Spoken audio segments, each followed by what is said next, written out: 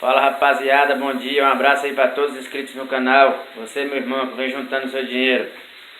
Mais um vídeo aí de prosperidade em 2021, tá? E hoje tem uma ideia muito importante aí para meu amigo ou minha amiga que tem dificuldade de juntar dinheiro, tá? Presta atenção. Na sua casa você tem muitos material que não utiliza, tá?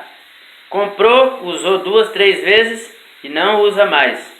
E esse material, esse produto que você tem em casa, esse material está em ótimo estado de conservação, tá?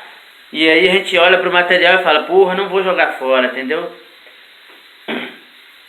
Não precisa jogar fora, porque você está com dinheiro dentro da sua casa aí e não está sabendo utilizar, trabalhar com dinheiro. Então, o que você vai fazer? Vende.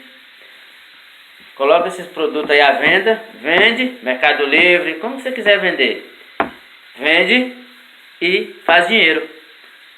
Tipo o material que você tem. Eu vou dar suposição, porque às vezes muito vai ficar perdido.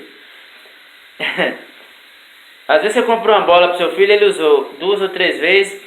Ah, pai, não quero bola mais não, quero uma bicicleta. Você comprou a bicicleta, ele usou também o mesmo tanto, uns 2, 3 meses ali.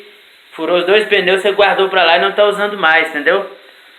Sua filha, você comprou 2, 3 bonecas, aquelas bonecas bonitas, cara. E ela brincou com ela 2, 3 vezes também, tá pros cantos aí, não usa mais. Então a ideia é essa. Pegar a bolsa de viagem, mala, entendeu? Que às vezes você viajou, achou outras bonitas, comprou e aquela lá você não usa mais. Então vamos fazer dinheiro com esses produtos aí, correto? Esses materiais vamos vender, vamos passar pra frente.